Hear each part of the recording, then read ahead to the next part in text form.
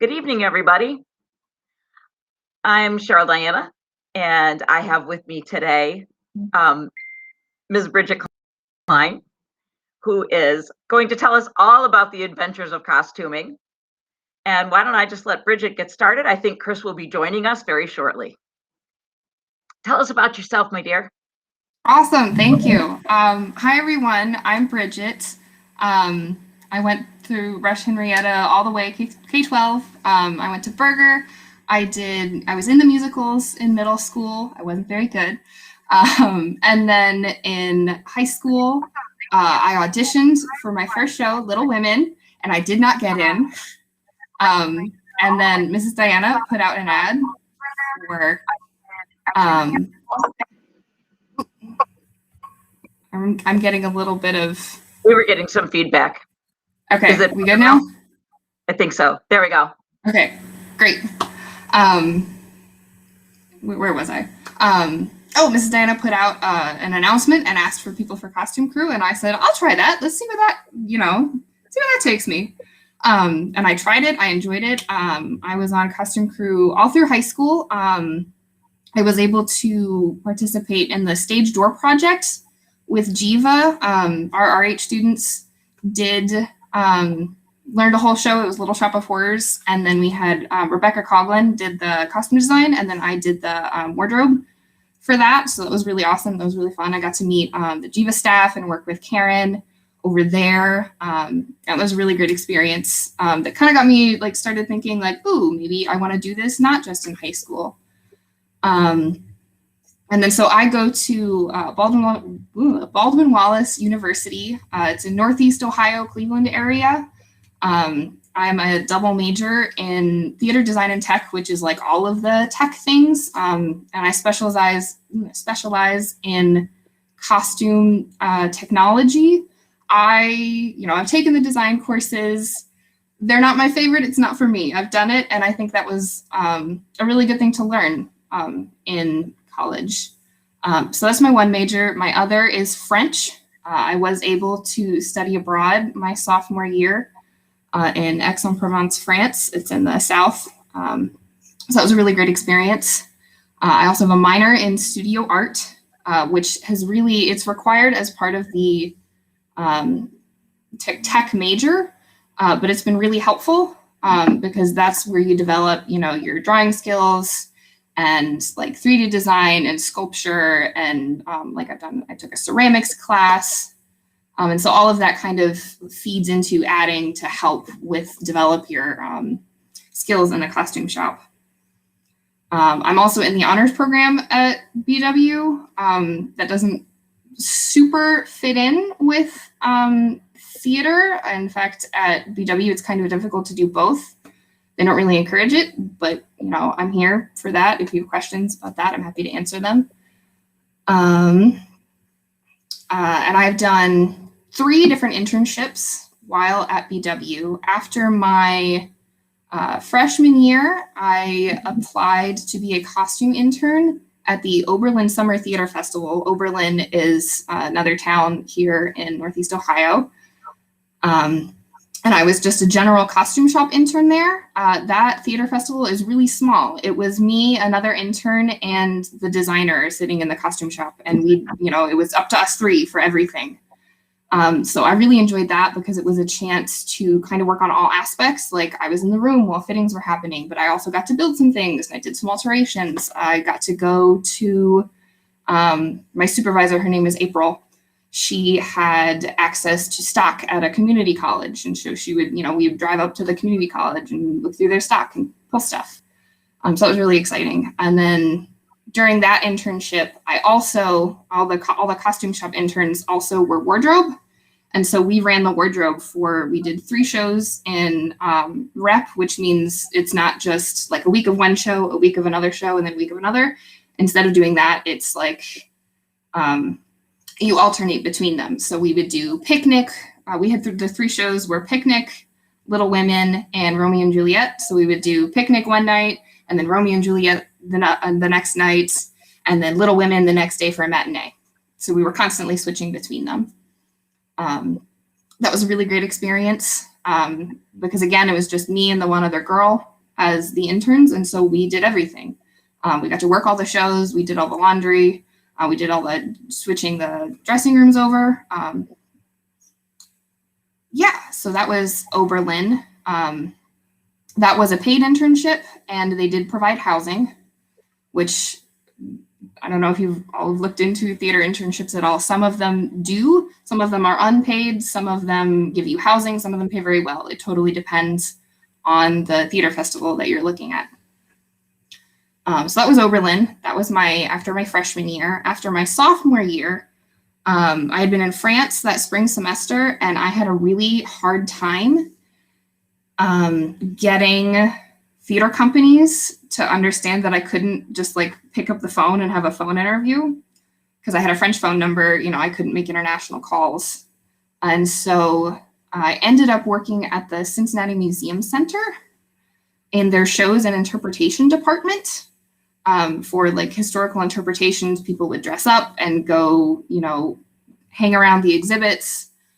We had a whole bunch of student volunteers that would bring different games and different activities from the time period. Specifically, we had a public landing that was set up like it was the 1860s. So, they had their hoop skirts and their bonnets and all of that stuff. So what I did there is I maintained the costume shop as student volunteers were coming in and out. I helped them find things, helped them change, all of that stuff. But a large portion of what I did was set up their costume shop, repair their stock. The museum center had closed for restoration projects, and they opened up again right before I started. And so all of the costume stock at the museum center had been in storage somewhere in plastic bags. And so for, I think, a couple of years. And so they they brought it all back to the costume shop, and they just kind of set it in there. So I went through everything. I washed most things. I went through and I repaired hems, or if there were holes or buttons that are missing or fallen off or were loose. I did that sort of thing. I also, that was a really great internship because it forced me to look at categorizing periods, because we had obviously a whole lot of 1860s stuff for the public landing. But we also had tons of donations from different time periods. 1840s, 1830s, we had a whole bunch of Revolutionary War era garments, a whole bunch of 1940s and 20th century garments. And so that was a really good internship for me because I had to do the research, find out, okay, what period does this garment belong to and why?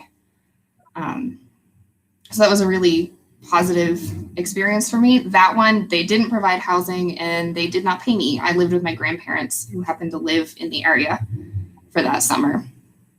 And then I also last spring interned at the Great Lakes Theater Festival, which is professional theater in downtown Cleveland. So for me, it was like a 20-minute drive every time I went.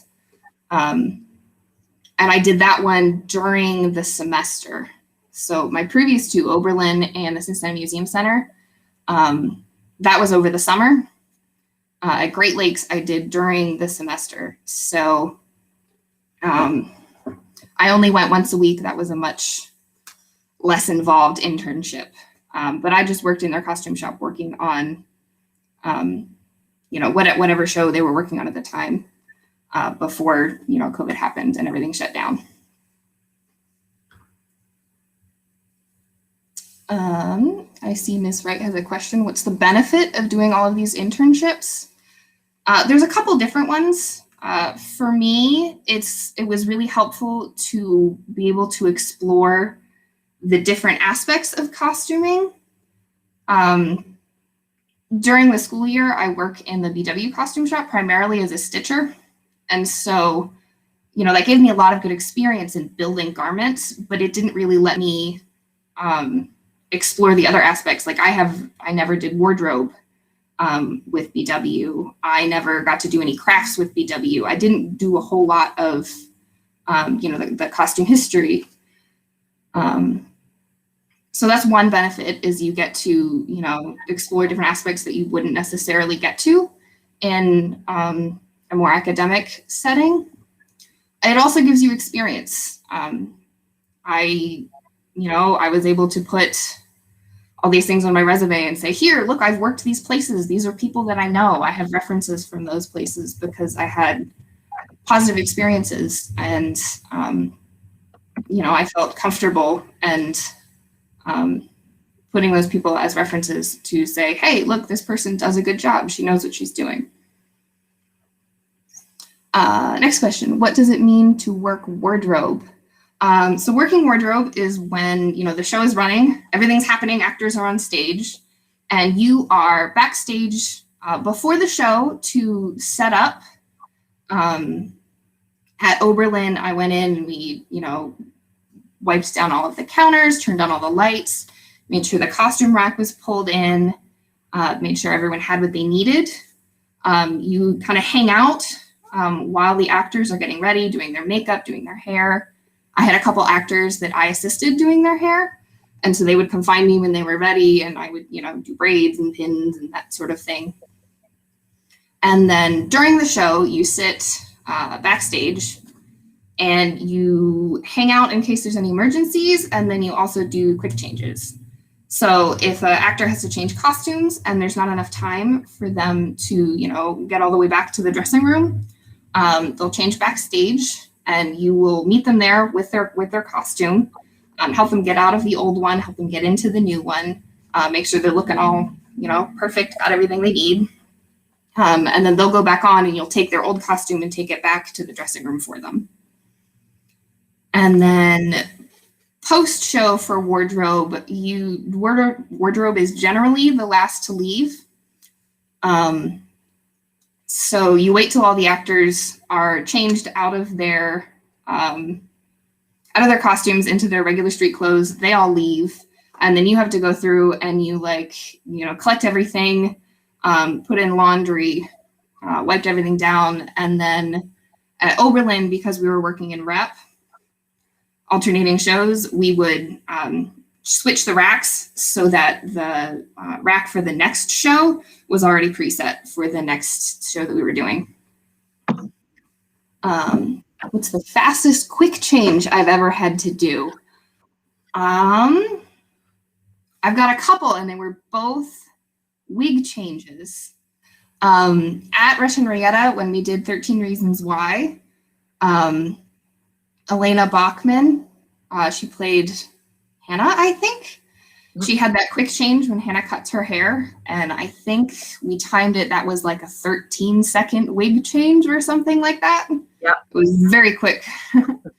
We had a blackout, and then she had to be back on. So that was at Russian Rietta. And then I had another wig change at Oberlin for Little Women. When Jo cuts her hair, she she goes out and she sells it to get money for the family. In the version of Little Women that we were doing, we did a straight play. It wasn't the musical. But it was a similar sort of thing. She had to be off stage, shove her hair in a wig, put a bonnet on, and then be right back. So those are the fastest ones I've ever had to do.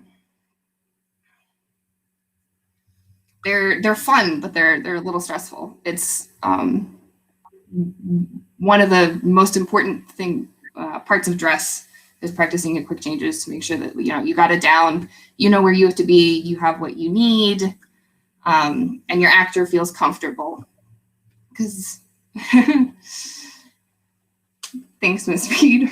That was a very that was fun, and we had a good time trying to get that wig change down to almost nothing. Mm-hmm. Yes. Let's see. Next question. How do you build trust with actors who have to get undressed in front of you? This is a good point. Part of dress is practicing those quick changes, but also getting your actor to be comfortable with you and trusting you Because, you know, an actor has so many things that are going on in their head. They have lines, they have choreography, they have like their staging. So part of what you're doing is trying to ease some of that stress and anxiety and tension. Typically, they have some sort of undergarments. They have like a camisole or a tank top. A lot of the times, the men will have dance trunks or like, you know, little shorts underneath. And it's just about creating a non-judgmental zone. You know what I mean? Creating that comfortable environment where you're saying to them, you know, I'm not here to judge you. I'm here to make your life easier. And helping them understand that. It really depends on the actors. Actors have, you know, their needs vary a lot. Some of them are very nervous. Some of them just like, they don't want to talk at all. They just want to stay in the zone. Others, like, you know, they need that outlet to like talk to the wardrobe person and be like, where's this? What's happening? And you can just, you're there to reassure them. So it really depends on the actor. But I also will say that actors in general are generally not shy people. Have I ever had a crazy disaster during a live show? When I was working in Oberlin, Little Women, we lost the wig for that really quick wig change. So that was one of the very few times that I've had to like sprint to the dressing room and get it and then come back. We made it. It ended up okay. It was a good one. That's awesome. What is your favorite thing, do you think, to do between dressing and wardrobe? And if you could do one of the jobs that you've had all the time, what would it be? I think I'm going to give you two. I really do enjoy wardrobe. I don't particularly enjoy being a wardrobe supervisor. I've done it. It's not my favorite because you tend not to have as many actors assigned to you because you were the point person in case anything goes wrong for someone else. And I enjoy really making those close relationships with an actor. I would rather have, one specific actor that's assigned to me than, supervising all of the wardrobe personnel. So for wardrobe, that's my favorite. I really enjoy doing that. And in terms of working in a shop, I really enjoy doing the craft portion. That's currently what I'm doing. BW is putting on She Kills Monsters this April, which is a show. It's about like sisters who get reunited and sisterly love and all of that. But half of it takes place in a D&D fantasy world. And so, there's people with armor and people with horns, and there's monsters and dragons that are on stage. And that's what I'm working on right now. And I really enjoy that because it's all problem solving. There is no set way to do things. There is no right answer. And so you have to find your right answer. With stitching, I think it's a little more regulated. There tends to be ways that things are usually done, like this is how you typically drape something. This is the process for doing that type of garment. Whereas with crafts, because you're never making the same thing twice and every craft is going to have different requirements, it's a lot more problem solving and thinking and playing around with your materials. Is there a specific style or aesthetic that I like to design? My designs tend to be pretty simple. I enjoy clear, crisp lines, not a whole lot of trim. My favorite period is the 1860s. specifically 1863, which I know is like really that year, 1863. But the silhouette of the dress is just like, oh, I love it. It's like big and poofy and ball gowny, and dramatic and elegant. And the fabrics that they tended to use that were available for that time period were just so pretty. They had all these, you know, gorgeous iridescent taffetas in different colors, and the colors were just so rich. So that's my favorite. The things that I have designed at BW, I haven't designed for a show that's actually gone on, but I did take the costume design class. And for that class, I designed 2 shows. I did Cinderella, which she gave us, my professor gave us like the, what's it called? Criteria to like, how, you know, how it's going to be designed. So it was, the period was medieval, and the style was in the style of Beatrix Potter, you know, the author of the Little Bunny Rabbits. So it was very soft and gentle and flowy. So I enjoyed that. How do you replicate fabrics from previous time periods? Largely, we don't. There's a lot of techniques in fabric making that we have lost over the years, you know, over the centuries of humanity. But what's important when you're a modern designer, you know, picking fabrics that you want to look like were medieval or 18th century is looking at the materials that they would have had available and looking at the techniques. So I've done a lot of research on the 1860s because it really interests me, and I've had a couple projects during that time. So I know that something that was really popular during that time was using the whole width of the fabric, and they would have like machine embroidery and prints all the way down. And so they would use that and have it like wrap around the whole dress to show off that, that print or that embroidery. So that's one thing. Another thing is knowing what colors and dyes were available.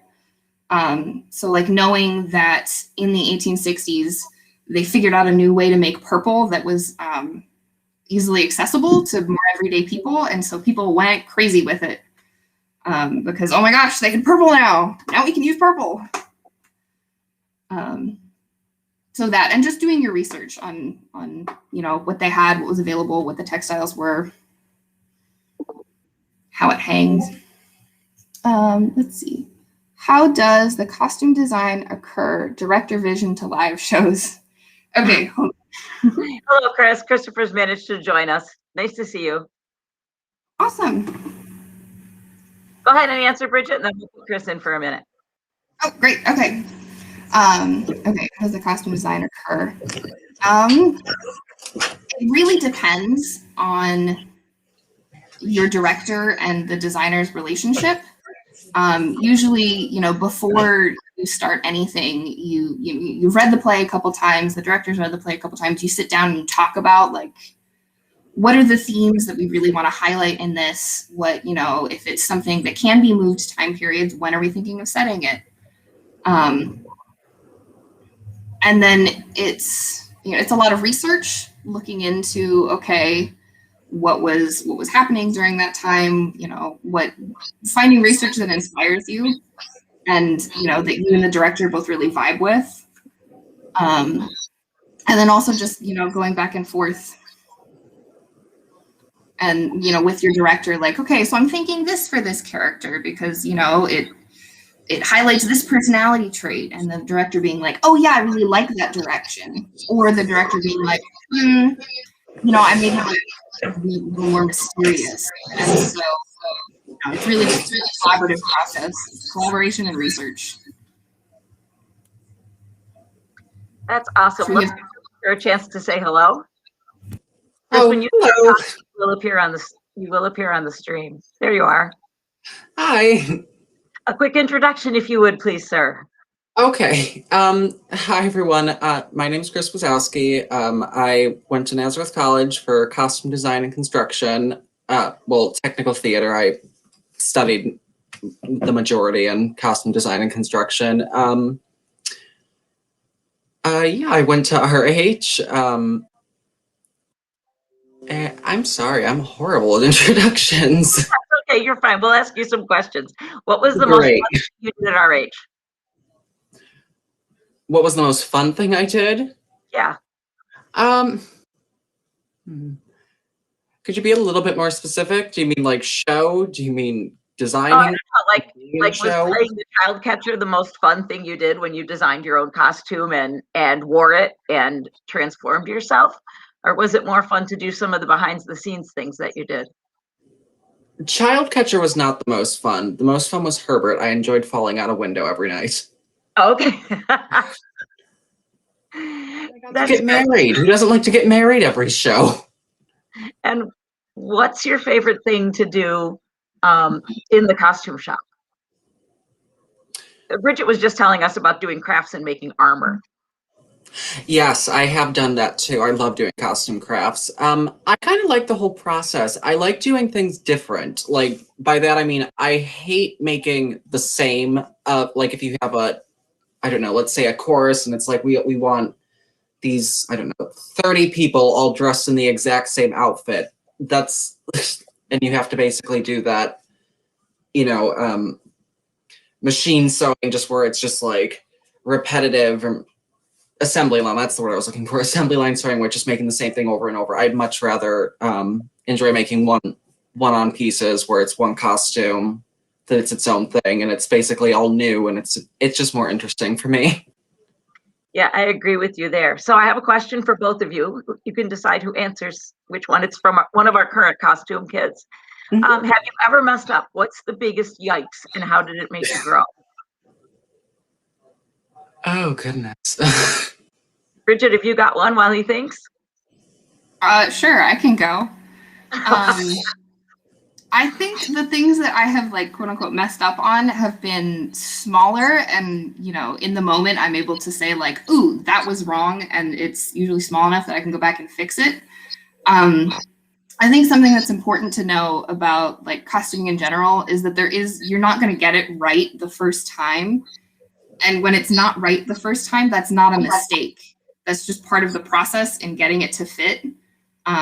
So, you know, I have fittings, and sometimes it's really frustrating, and you're really disappointed afterwards because, you know, you draped this beautiful thing and you were like, oh, it's going to look so great. And then, you know, you have to take in the shoulder seam and the side seam, and the waist has to go down, and then you need to move this seam, and you need to, you know, change the neckline.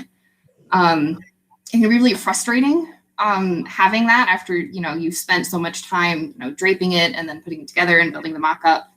But it's important to remember that that's not a mistake. That's just part of the process from getting it from beginning to end. I hope that answers it, sort of. Do costumes ever stop evolving? At some point they have to, because they have to go on stage. But I think sometimes it's, you know, it's deciding where that line is for you. Like, are you happy enough with it?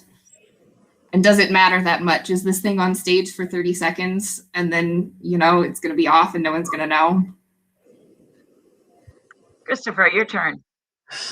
Okay, so my biggest yikes, well, that I can think of, I know I've had more than just the one I can think of, but actually happened to me. This isn't anything professional, but I'm part of a Rocky Horror like shadow cast and whatnot, so I know there was a time where I had to quick change into a corset, and I was ready to go on. The zipper in the back exploded essentially when I bent over right before I went on. So the whole thing, and this doesn't have straps or anything, it's really just around the body. So it's sliding down and doing things. So I had to like take the laces and like a different garter belt from like some other costume and like tie it. And I looked real interesting when I went on, but I got on, and that's important.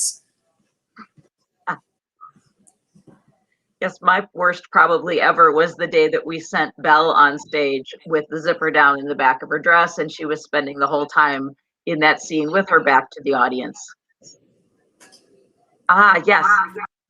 Next question. What do you mean when you say craft? Can you guys each take a turn at explaining what the difference between doing craft and doing stitching is? Do you want me to go first? Oh. Sure, I'll go first. Craft is the things that are not like just fabric and normal to me. Like I would put shoes in the category of craft. Our shop does a lot of shoe painting to fit the aesthetic of whatever the show is. You know, I've made hats, I've made masks. I'm currently making armor. I'm making like drag queen nail gloves. I would call that a craft. Headpieces. I took a crafts class and distressing. I think distressing is like a big part of crafts and knowing how to work with dye and painting and different techniques for that sort of thing. As a big person who does a lot of distressing, yes, it is part of crafts. To piggyback off. How do you make something look old?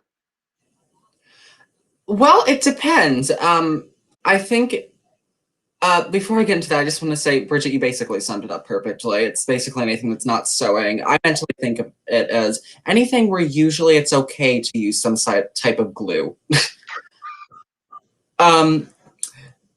So yeah, so shoes, hats, masks, armor, jewelry, that type of thing. Sorry, what was the question you just asked, Mr. Hannah? Oh, now we both don't know. Let's move on. We were talking about crafts and what you think about making crafts. Oh, you asked about distressing. Oh, distressing. Yes, thank you. So it depends how distressed you need it to be. A lot of the times it has to do with either sandpapering, or I've even used like an electric belt sander to tatter edges naturally. If you want it tattered, sometimes distressing comes from fading of clothes,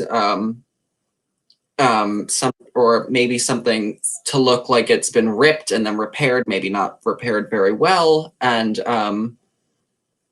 or handed down from generations, or just making things look old in general. So that can be from, spraying it with tea, dipping it in coffee, using paint. There's even like PVA glue kind of mixtures if you want like kind of a 3D mud effect on like the bottom of a hem to look like someone's been dragged, like their skirt's been dragged through like a riverbank or something. Yeah, all different things.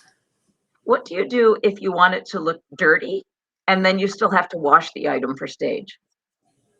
Do you mean wash like you want the dirt to come out, or do you mean wash like you want it to stay? The actor's wearing it again, in routine care for it, but it still has to look dirty the next day.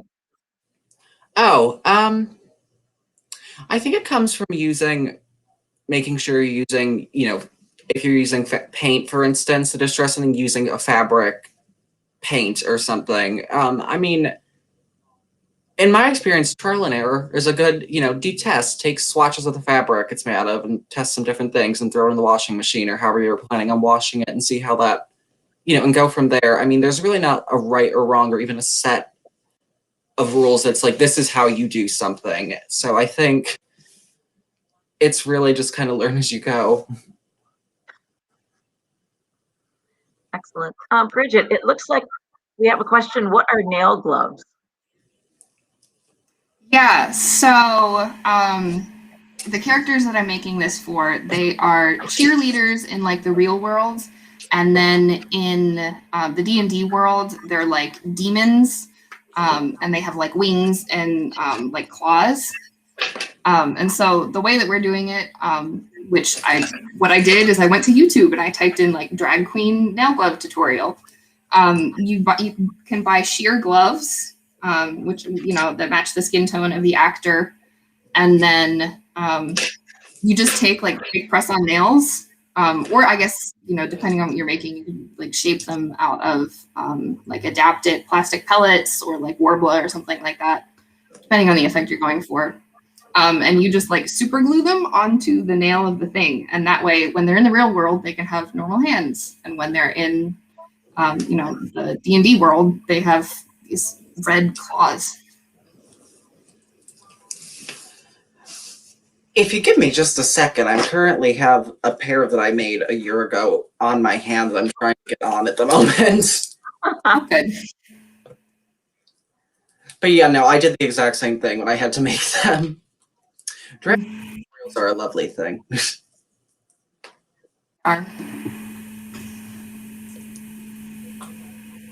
We can move on if you want. I'm just Our next struggling with question design. you get prepared is, can you show us some design sketches and talk a little bit about how you begin to design something? Like, do you start by drawing? Do you start by looking at patterns? What's your process? Want me to go first, or you want to go first, Kris? I'm good. I'm good. Thank you, though. No, okay. So for me, it kind of depends. If it's something historical based, a lot of times I'll start by just looking at reference pictures if I'm not already familiar with the time period, or just Pinterest and just all different sources. I mean, you can really look at anything. Quick side note, these are nail gloves. Oh, cool. So they're just, literal, like, net, and when they're not on your fingers, they look quite scary. Anyway, but costume designing, for me, it's just, it's just looking at references, and it's taking bits and pieces and what might be good for the character, what would be appropriate for them to be wearing right now. Getting inside their mind, thinking, would they be wearing this? Would this character want to deal with this and be put up with having this long of a, train or something? Or are they trying to do, that sort of thing? I apologize if I'm not making it extremely clear. I'm stumbling over my words. But yeah, and then from there, I do a lot of doodling. So I'll start doodling, and, from there it evolves, and then usually I'll do a pencil sketch and then show that to the director. And then if they, like the basic look of it, I'll go on to fabric swatching, and then I'll usually do a color rendering, and from there the costume's made and fit, and yeah. Bridget, how do you begin? My process is pretty similar. I doodle a lot. I tend to like to draw something before I start like super heavily researching. One thing that I do that my professor hates that I do is I make like a Google Slides, and I make one for each character. And so as I'm researching and, finding images, I'll just like drop them in there. And so, at the end of it, I'll have like, maybe a fabric or a color inspiration. If it's, again, something historical, I'll probably have, some research from the time period, showing that silhouette. I always forget about colors. I will like design this whole dress and then just a sketch. And then I'll be like, right, this needs to be actual colors and be made out of fabric.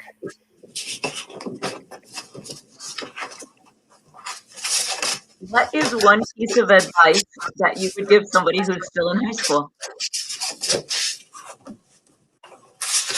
I think don't feel like you're already starting behind. Like, it's okay to go into college not knowing how to sew anything. There's 2 people that are costume majors. I'm one of them, and then my friend Gwen. Her high school, all they did for costumes was they pulled things. So she walked in and she didn't know how to use a sewing machine. And, if you have a good program and you have, a good costume shop, they will meet you at your skill level. And you don't need to feel like intimidated, like you're starting behind, like, oh my gosh, this person already knows how to make full garments and they already draw really well.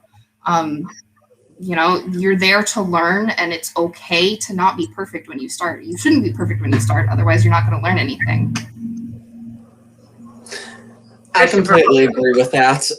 There's stuff I've made that in high school that I look back now at, and it just gives me a headache, and I'm just like, I'm gonna shove this in the back of a closet and remake it someday, and yeah, so Only the things with glue on them. well, not even that to an extent, but it's also things just like, oh, that's being weird, or that's not fitting well, or oh, why did I use that fabric, or cut that corner, or that type of thing. That's all. So what is your all-time favorite thing that you've ever made? Oh, that's hard. Oh goodness. I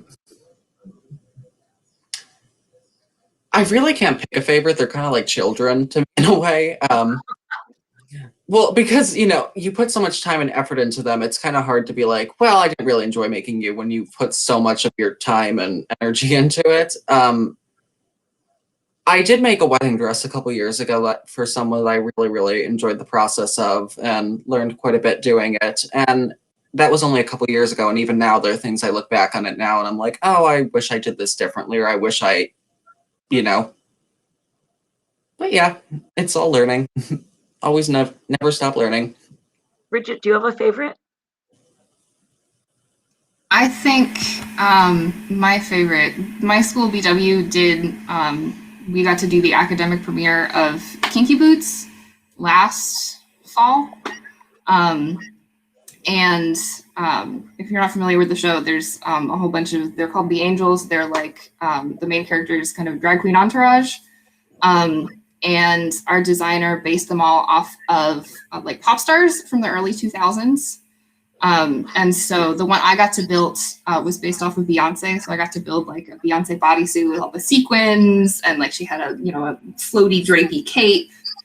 And that was the first time that I got to work directly with a draper who didn't normally work in our costume shop.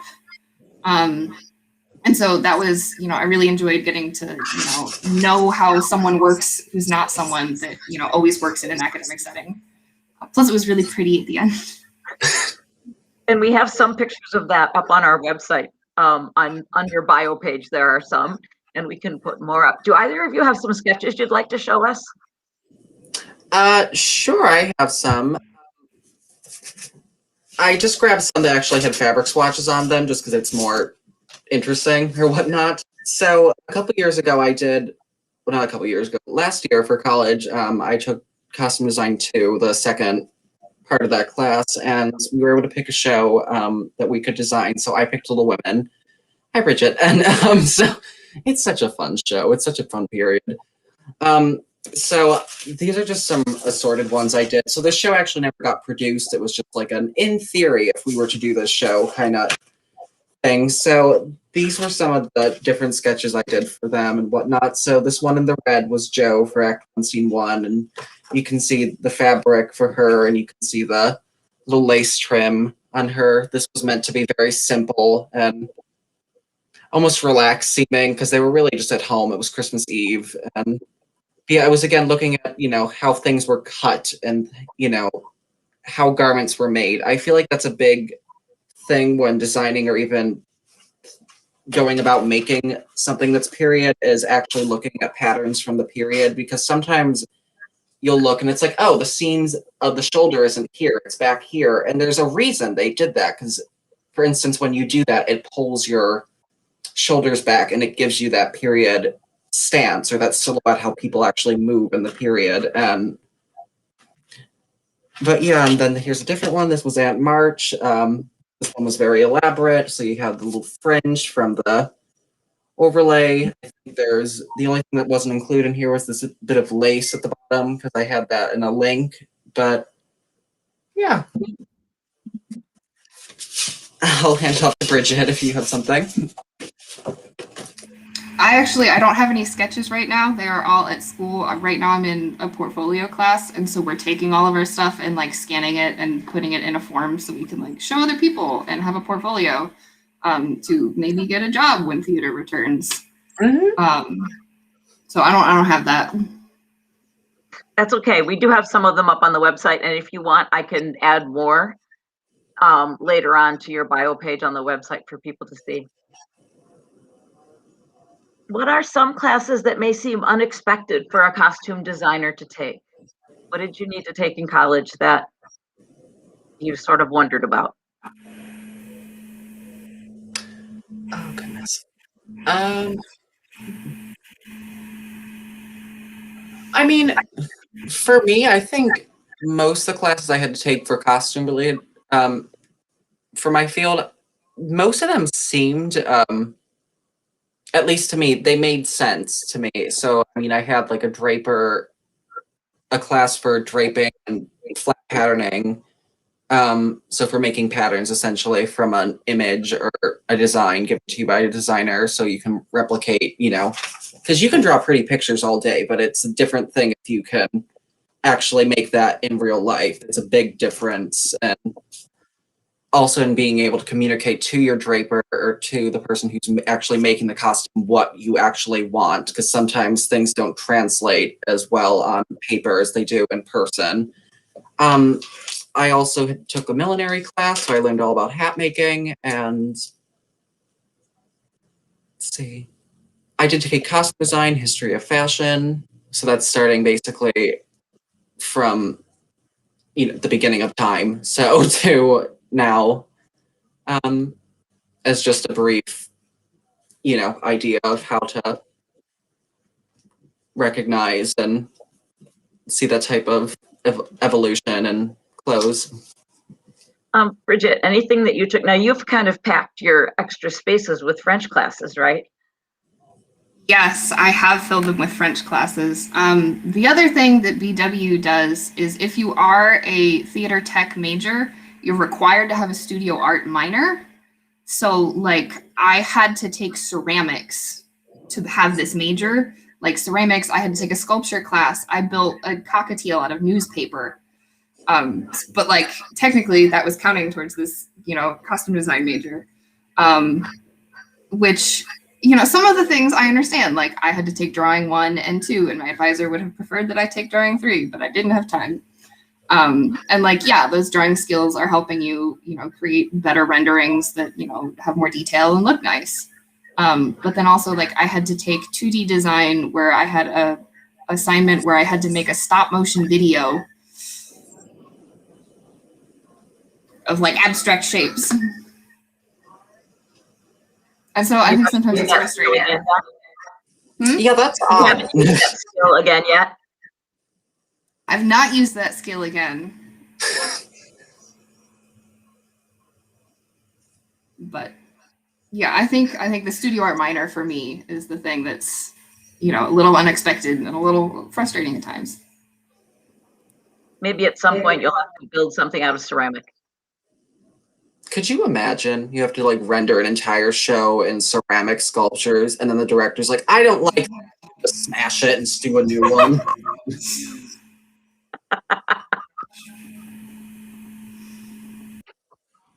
What is the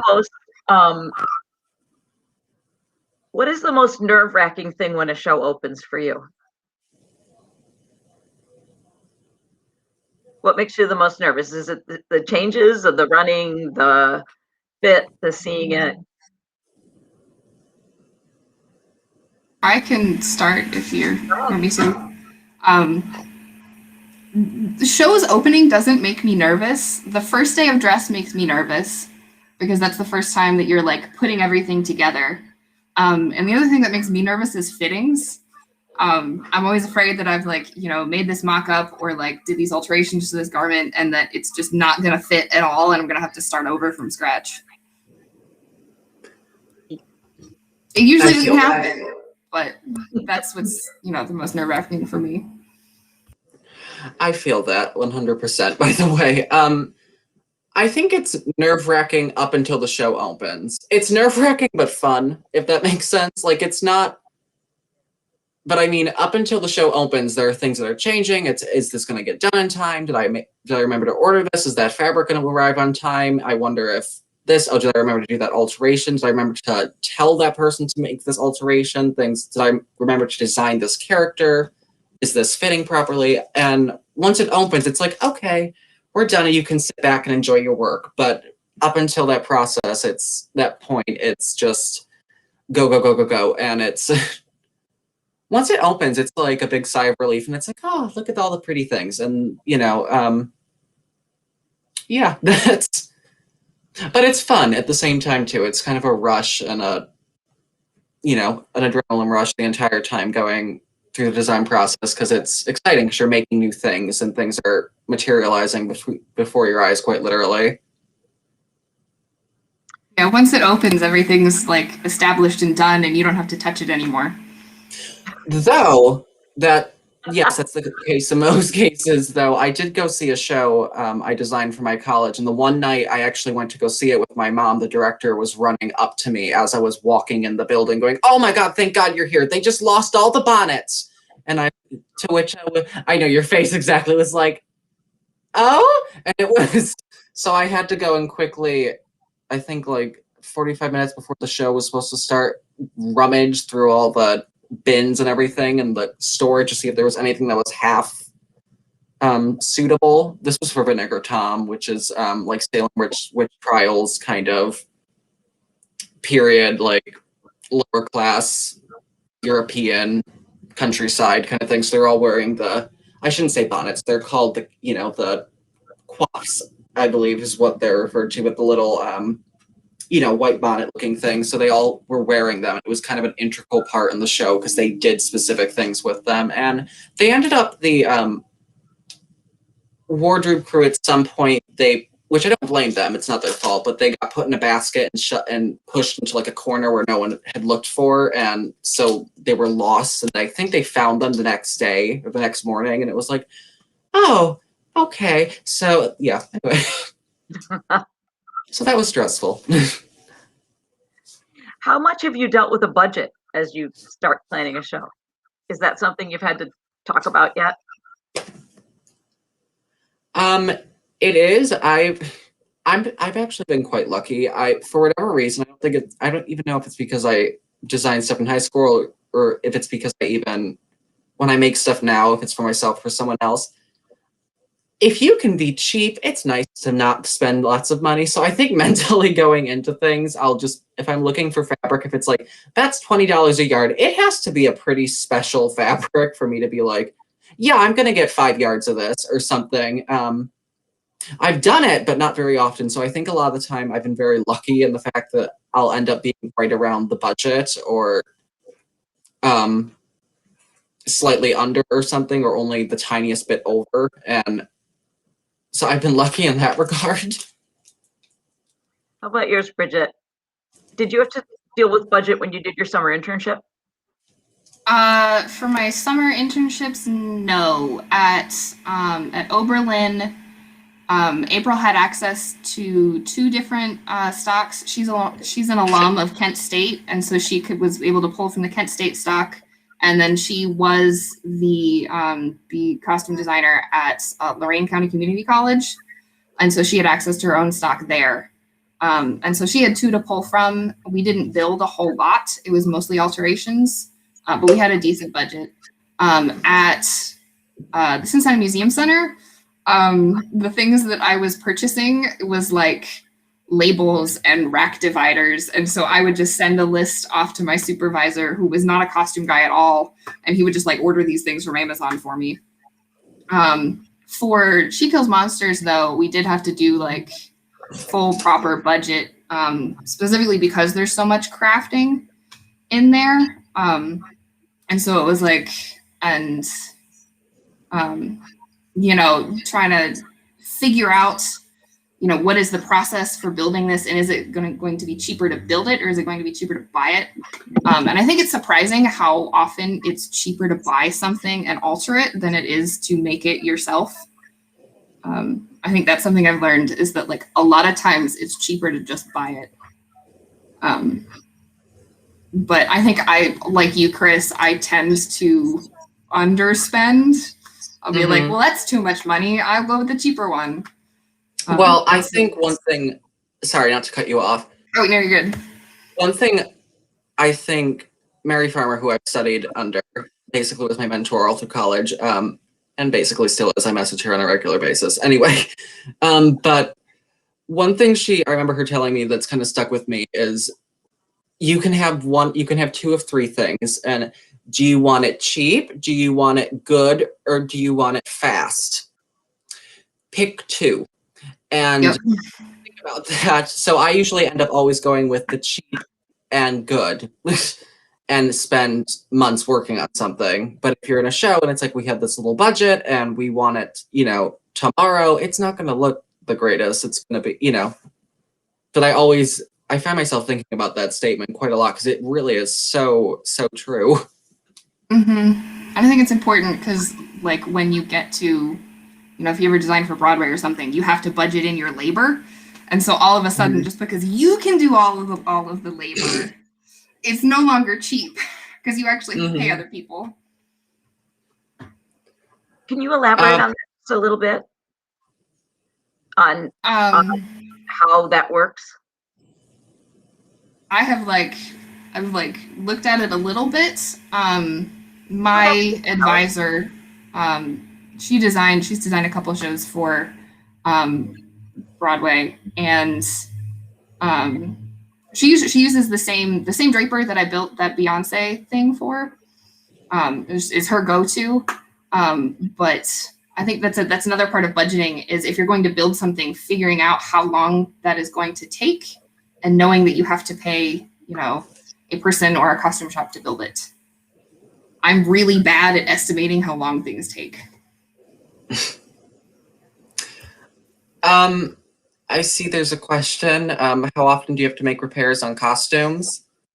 I think it depends on the costume. If it's like something someone's dancing in, I don't know, doing like full-on body slams or some ridiculous spinning on the floor thing, yeah, you're probably going to have to repair it a decent amount. And I think a big part of making repairs is thinking about, that's also part of a design thing, is thinking about what the actor actually has to do with that. You don't want to put someone in this chiffon, non-stretch, tight fitted blouse if they have to do like a full split and that, or not blouse, but like bodysuit, let's say, and then have them do splits or something in it. I mean, it's just not going to end well. So I think thinking about the longevity of your choices and fabric and just the way it's constructed are very important. I know I, for one, have had to do repairs mid-show or something. It actually, when I read that, it just made me think of when I was talking about the biggest yikes on stage I've had, and I realized, that wasn't the biggest yikes, if I'm able to share. The biggest yikes was I designed Charlie Brown Christmas, and they do the cast would gather in like one of the dressing rooms, and there are showers in the dressing room. They did this ritual before the show. I think it was called Wichita, and they basically all were in a circle, and they all went around the circle. And so they're in the men's shower, which picture like a gym or a high school shower room. It's just like a big thing. And one of the girls knocked into the back of the shower, and the shower went on and doused her fully. And the show was supposed to start in 5 minutes. So she's soaking wet head to toe, and her makeup's running, and her dress is soaked. So that we had to hold the show, I think, for 10 minutes. So I'm throwing the dress in the dryer for a few minutes, as long as I could. And then I'm back on her, and I'm blow drying the dress while she's trying to put concealer over her mascara that's running down her face. And I think also when I went to go put the dress on, the zipper also broke. Also, it was a great night. So I had to basically whip stitch her into the dress, and yeah. Way too much excitement. Bridget, do you have a comment on any of that for us? I have also forgotten that bodysuit I made, the top of the zipper stop came off. And so like we went to take it off and unzip it so that he could get in. And the like zipper pull just came off. So that was really fun. And that was 2 minutes before he has to go on. So we're just like sitting there getting it back on. Back to repairs on costumes. It also depends on the run of the show. It's another thing, because I don't know, at BW most of our things run only 1 or 2 weekends, and it's not crazy. But if there's something that has to last for, 4 months, like, yeah, you're going to have to make repairs on it. Or at least doubles or something to swap out. Yeah. So we haven't asked you anything about makeup. Is there anything you want to share about doing makeup? And do you like, I know Christopher likes makeup. Bridget, do you like doing makeup? I haven't done any. For whatever reason, the makeup class is not required, and it never fit in my schedule. So I never got to take that. Yeah, so I don't have a whole lot to add about makeup. Everything I know is from, Halloween and YouTube tutorials. Do wardrobe people tend to do makeup, or is that generally a makeup person? Generally not, unless there's a, specific special effect.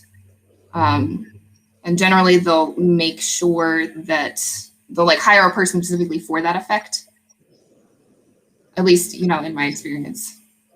Yeah, I think in most cases, actors are and should be expected to do their own makeup, unless it's something specific, like when I've done productions of The Wizard of Oz, or something like that. I mean, the Witch of the West makeup, that's understandable. Someone needs, or any of the, main trio, Tin Man, Lion, Scarecrow, that's all understandable. They need help, or they need someone to help apply that. But if it's just like basic stage makeup, an actor, it's honestly part of an actor's duty, I feel, to be able to do that, because it's just like part of the job. You're not going to have, in theater, there is no theater company that's going to pay someone to put foundation and eyeliner on you. It's not going to happen. They're going to be like, no, you can figure it out. We're not paying someone X amount of money to do this for you every day. We have one last question, and that's, what about prosthetics? Have either of you played with anything besides the nail gloves? Have you done much in prosthetics? I have not, but another thing on the last one is an actor should know how to do their own makeup, and they should also know how to do their own hair and wig prep. Yes. A lot of actors don't. I've had to teach girls how to use bobby pins. I know. But not where to put them, how to just pin a braid to your head. And I'm like, I don't understand how. I'm sorry. Anyway, but I digress. Anyway, just thought I'd throw that in. Things an actor should know how to do is their own hair and wig prep. On that same line, before we go, if you could tell an actor one thing that would make your life easier, what would it be, besides that they need to do their own hair and makeup prep? Wear deodorant. Take a shower. Every day. Every day. I would say, figure out when a problem is something that is a slight inconvenience, and when is a problem something that is, going to be a problem. Are your shoes just a little pinchy, or are you going to have blisters and bruises at the end of every night? Because those are two very different things. And one I definitely need to know about, and the other one you can get over. Also, communicate with your wardrobe crew or anything like that. I've had people before who don't want to bother me or something. They're like, oh, well, you seem busy. There's a tear going down the front of my dress or something. And it's like, it's like, oh, but I mean, you seemed busy, so I wasn't going to mention. It's like, no, please mention that. We will find time to fix it. I'd rather know than hear from someone who just saw the show. Why was there a gigantic gash down the front of, I don't know, this queen's dress or something? And it's like, oh, I have no idea. Those scary things when the audience sees it before you do. Yeah. Mm-hmm. Any last parting words for the kids at this high school?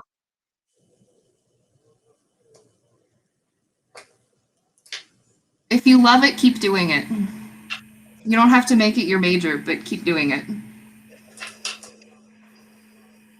Keep being creative. It doesn't need to look just like the Broadway version. Yes, they're fun. Yes, they're pretty. That's not the only way to do it, though. There's nothing wrong with the Broadway version, but there's nothing wrong with your design either. Unless it's contradicts the character, but you get what I'm saying. There's no one right way to design. Yes, that's what I meant. That's awesome. Guys, thank you so very much. You've done such a good job, and I'm sure that the kids absolutely loved it. Good luck to you both. And good night.